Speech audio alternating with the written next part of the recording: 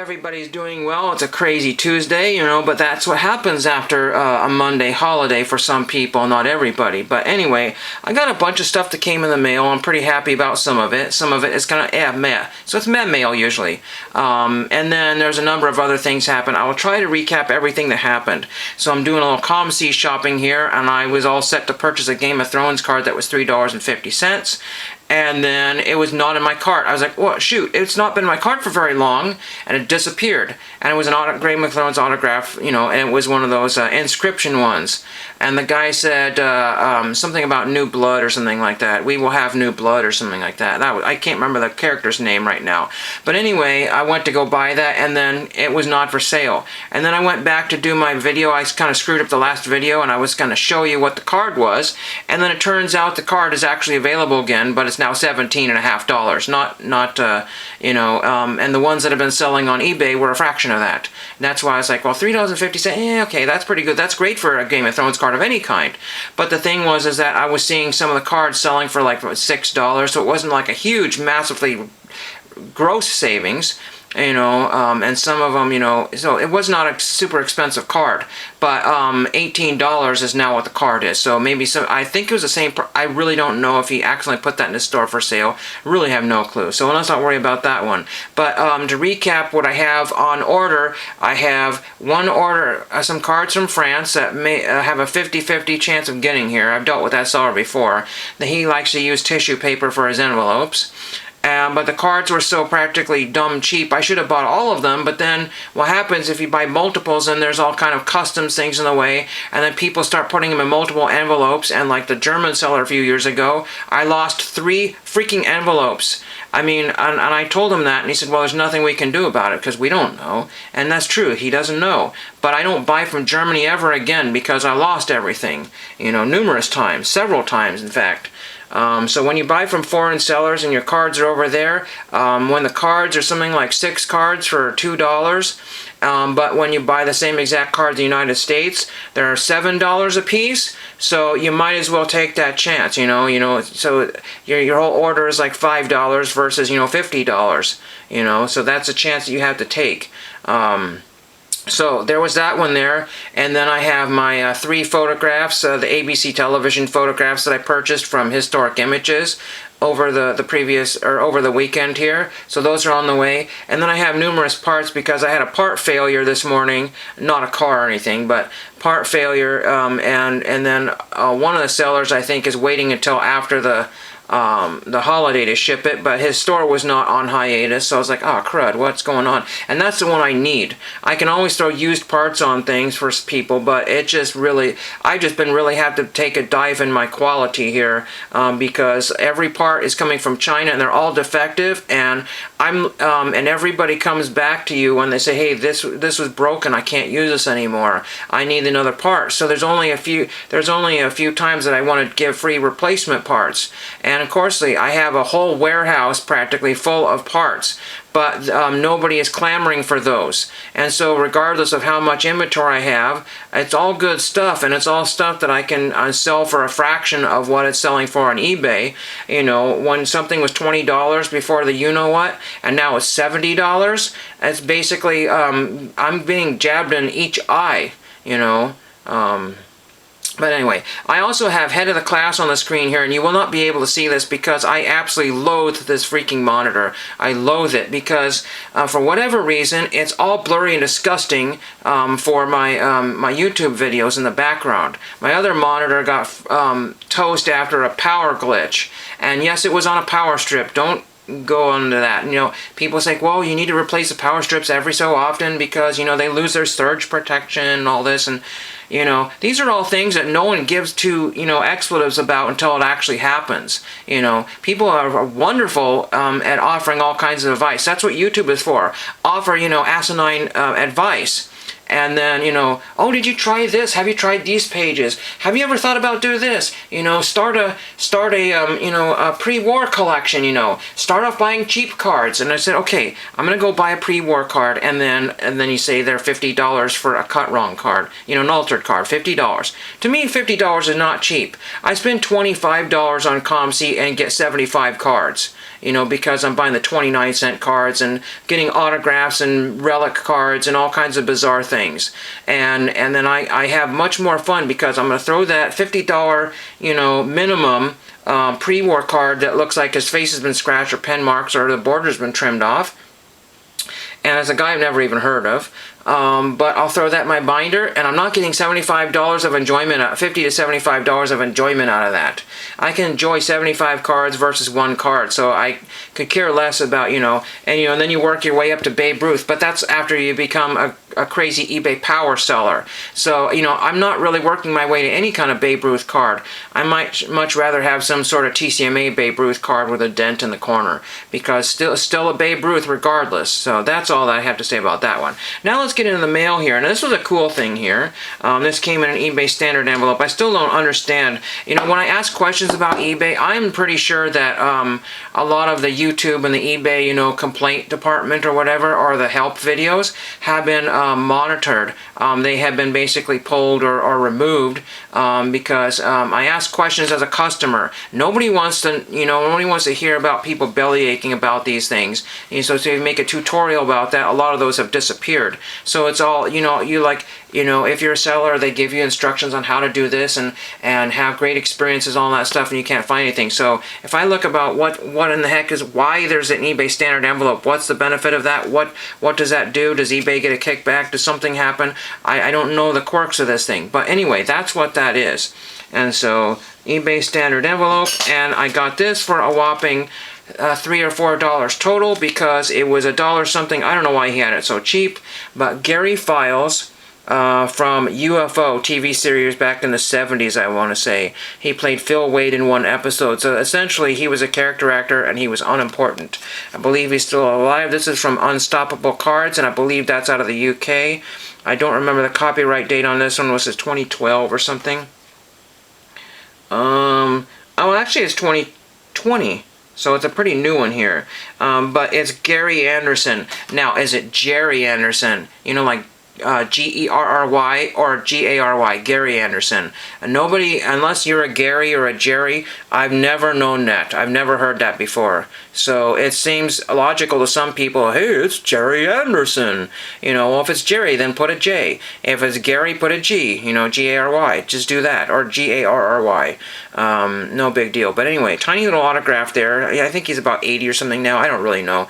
The actor is out of Canada, that is a cool card. And like I said, finding, like I said in previous videos, finding non-sports autograph for under $5 total is almost unheard of doing. Usually you get some scrubs. But again, this one is probably like a $15, $16 card because most of them are usually out of the UK. So that was a win-win in my situation. Came in one of these card saver ones.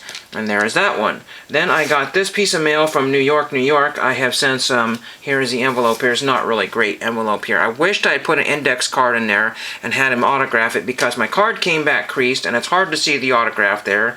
But it came out okay. There's actually a dent in there also from the post office. But this is a wild card number to 5. I thought it put together a 5 set. But it's looking like the cards are anywhere between $2 and $15 each. So that would, somebody sold a complete set for around $80, I think. And so there's just no way because I think it's a 100 card set. And there's a big old honking crease there. And then there's, I don't know if that was pack damage down there. I don't remember what that did, but some sort of damage down there. So this basically is now a PSA 1, but who cares? I got, you're not going to be able to see it, but just trust me. Bob Kerry's autograph is on there. He was a senator, I believe, maybe a governor, let's see, and he was running for office. Back then he was 48 years old, so he was my age. Not crazy. He was my age, and now he's like a bazillion. So really cool card there, and a nice piece of political history there. This was all during the Clinton and Bush campaigns and all that stuff, 1992. So a really cool card there. Unfortunately, when people are buying those, because the box is still relatively cheap, they all come with paper loss, all of them, every single card. And that card had no paper loss, so this was more than likely opened back in the day. But now it doesn't need paper loss. It's got creases on it. And I got this out of Eureka, California, but more specifically is the Scotia Post Office out of California there, so very, very cool there. This just happens to be a postcard from California, from the Goodwill bins there. Not my favorite postcard there, but kind of cool design nonetheless. I like that one. Nice kind of spring or fall scene. I'm not sure what it says there because the font is something about Carl Larson. Did the artwork for that one. Not sure exactly where he's from. If it's Larson with 2 S's, then he's probably from overseas. But anyway, there is that one there. That was kind of cool. Again, when I can get a postcard for a penny and turn it into a nice one there, that's pretty cool. Not sure exactly what postage was on there, but yeah, I think I had the correct one there. 39, oh, anyway, whatever. I'm not sure when I sent that one out. This one here was sent out fairly recently, and this is a Somerset post office here. Well, I say fairly recently, I guess it was recently, I don't remember. One of those 10-cent postcards there, I had a ton of those. And then they did a perfect job. This is one of my favorite ones because it's got all the kind of historical markings you like to see. These down here, not up here. Then it's got, you know, the Sacramento, California back there, double time on there. That's on the back there, and then Somerset canceled all correctly right in here. Did a very good job there. A little dirt there, but that's one of my favorite ones right now. So there was that one there. This was just an advertisement that came in, and there's that one here. I'm in the process of replacing the mailbox here, but I don't know if I have the connecting plate to the bottom there because they rebuilt the... Excuse me. They redid all the posts years ago, and I'm not sure that post is necessarily compatible with this. I don't want to be spending 40 minutes trying to bolt a mailbox out onto the driveway when it should only take me about 10. And the other thing is that I have front numbers. These are the front numbers I put on here. These orange ones here, they were for like boat registration or something. I'm not really sure exactly what they are. They're all over online. I think you get... but they usually do them by the number. So if you wanted the number 5, you know, it's fairly cheap, maybe 100 for 5. But then you got to keep buying each number. So I'm trying to find white numbers for the sides and my name, my last name for each side of the mailbox. And I don't know if I want to do it per, you know, sticker or by a sheet. And I might have to buy numerous sheets. You know, some people doing this and this and this, and finding an acceptable font, because some of the fonts are kind of doofy. But anyway, this was a thing that came in the mail, and this guy likes to use old stamps. It's very rare that this particular guy uses stamps that are actually older than him. He's way into his 80s, but every once in a while there's one from time back. And then we got this postcard that came in here. I think this is the last item that came in the mail here. This patriotic 4th of July type postcard, and it really has been gone that long. It's got Sacramento, California right here. And yes, I did send it before the 4th of July. I may have sent it after 4th of July, but it was during July that I sent this. And so it's been gone a little while, but out of Hood, California, they did a very nice job there. They canceled all my stamps here, and then they put Hood, California down here. That's how every single postcard and the other one should be. This is how it is done, people. That's how it's done. Because I don't want to write to these other post offices and have them do it twice, you know. I know they get one shot at it, but how hard can it be, really? You know, so I got a couple of good ones. I don't mind how long that they take, and it's just happy to get some good material in there. Again, so one other thing is I have head of the class on here, and it's all bluish green and stuff because I had to tilt this monitor because it doesn't matter what I do. See, in there, now it's good.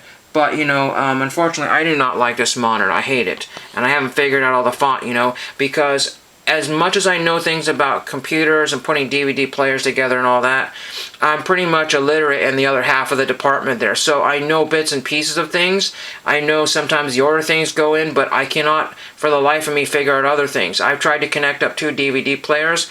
all to no available. So if I'm behind on my DVDs because I don't have the right room or the right device to use it on, there's some DVDs I haven't watched in 4 months because it's just not right. I'm doing head of the class on this particular DVD player because this one seems to work on the computer. It's not, it glitches and all this of the computer's things it does. It's never fun to do that there. But the reason why I have this on the screen here, I will try to do screen captures at the end of the video. Again, there's other things here I could show you here, but to talk about other things, but I want to be done with this video here. Essentially what it is that they went to a fictional high school called Fillmore High School, Millard Fillmore. That was the high school. I don't know why they called it Millard Fillmore. Fillmore sounds always cool. They use that a lot in different things. But Millard Fillmore probably was not very memorable president, so that's probably why they used him back in the day. Because now we have lots of all kinds of doofy and very memorable, but for the wrong reasons, presidents. Everybody after, Ronald Reagan, Bush, and all that kind of stuff, they just started going do. Not a stairway to heaven, but a stairway in the wrong direction. But the deal is that if you carefully look on the DVD, you'll see something that starts to say Washington on the top of the building. There's Washington, and then you do your little homework. I tried to do my homework on the internet, and everything told me that head of the class was Millard Fillmore High School. Everything. But then when you type in head of the class in Washington Irving, then you find out that it was actually the Washington Irving School. There's even a few scenes where they show like a statue or a bust, and it's actually Washington Irving, not the aforementioned Millard Fillmore. But if if it's just only a split second or two that they show that, and nobody's going to know the difference because it's a bronze statue. But I matched it up, and sure enough, it's the wrong dude. So they didn't cut those out of the show. It's kind of a poor quality because it's old VCR tape quality, and so it's kind of in mono. It's not really well done, but for my purposes, it's close enough. And at least they have a DVD on there. They've been running it on TV for the last 2 or 3 years. I don't remember. It was fun watching it. Anyway, so I know more or less all the episodes, but they did not play. It's funny when the shows are in syndication. It's not always the complete list of episodes. There's always numerous ones that are missing. And especially like the Billy Connolly episodes. He was the last teacher that they have. What's really crazy is that these kids started off in the first season. They're back to school the next year. And so if these kids, were seniors, 1 year, then they've been at high school for 8 years. I would loathe having to do high school for 8 years. I mean, you would get expert at it, but still it would not be super fun, Nothing worse than like 25-year-olds, in the freshman year of high school. Ridiculous. But again, some of these people were 18 when they started, and they do a lot of that because they can't get around, the kids and having to do their homework in limited hours and can only film on certain times and days, because they have tough shooting schedules and they need all these people here. So anyway, that is what I have for today. I'm sure I missed dozens of things in the video. I talked about in the earlier video, I was talking about all these tutorial videos and all these people on YouTube that are giving you this friendly advice. Have you tried this and tried this and tried this? And it's really this dumbest advice possible. I'm nothing against, all these people are showing tutorials on how to start a vintage collection. And I've been doing the vintage game since, 8th grade, when I first found a Hank Aaron for $1.25 or something like that at a card show. And I don't get any credit because I don't do card shows, and I don't do retail, and I don't do LCS trips very often. I don't do any of the proper things that anybody should do because I basically have to fly to New York City to do any of that. Or fly down to Burbank, sports cards to do that. Can't do any of that. So I piddle around with COMC and eBay, and I can't. And then the biggest popular thing now is to find sports cards through Goodwill, and everybody's posting videos like, what can you get from Goodwill? What can you get from this freaking blaster box? And it's just absolutely ridiculous, and none of that is available to me. I think I was the only person at the swap meet that had one trading card, and everybody looked at it, and it was numbered to 99 or 199, some random football player I'd never even heard of. And I said, it's only 25 cents, and you get the top loader for free. And I don't know who that is. I'll throw it back. I said, even though it's one number to 199, you can't do that on eBay. I think the cheapest numbered card on ComC is like 65 cents or something, 50 cents or 65 cents. I'm not sure about that one. There's no rhyme or reason to anything. I mean, I had forgotten the other sports cards again, but the reason why I didn't bring sports cards is because if you don't bring any of the big top hitters from current times, nobody's going to want a single one of them. Again, it harkens back to this Gary Files card here. It was on eBay for $1 something, and nobody gave two beans about that one. And I said, well, I can't get his autograph otherwise, you know, TTM, maybe I could, but that is what I have for today. I don't mean to complain about everything, but it's just getting really tiring and hard to do stuff that used to be ridiculously easy. You know, I tried buying some cards from back, pre-war cards. Everybody's promoting those, and I got outbid, of course. I mean, it's not a big deal, but they were trimmed, and the price was dirt cheap, and I probably could have doubled it, and I probably gotten it, you know, and I probably should have done that, but they were kind of, the listing was really weird because I tried to search for those cards, I couldn't find them after I had originally searched. It didn't make sense, and so they were really off the radar cards, and I didn't think that I was gonna, I didn't think I was gonna get outbid. I put a, you know, it was really, really, really weird. But most of the pre-war cards start at $50 and up for damaged ones, you know. And I'm not buying damaged cards. I'm buying undamaged cards on ComC for 28 cents. And I really enjoy those much more than some of these ancient cards of people that have just, I mean, I know it's history, but, you know, if you want history, buy these non-sports cards. That's what I'm doing. You know, they're older or the same, and they only cost 50 cents, not $50 or $500. So I don't need any Babe Ruths. But anyway, I think I might have repeated that. I screwed up the last video because something crazy happened. I don't know. Not really crazy, but something in the background was not right. And hope you enjoyed that. Let me know if I've ticked off a few people or messed something up. I don't know. I don't remember, but I had to go to the post office today, deliver something that cost almost $20. I had to overpay on shipping that somebody paid $5 for shipping on because I needed tracking for them. And I also had to deliver some stolen mail to the post office because on Saturday there was a bunch of stolen mail in the driveway. And the Ford place down the road also got hit recently and had their mail stolen or, you know, thefted. So, again, that's why I'm putting a new mailbox up, and thank you for watching. I goofed this video up. I'm sorry.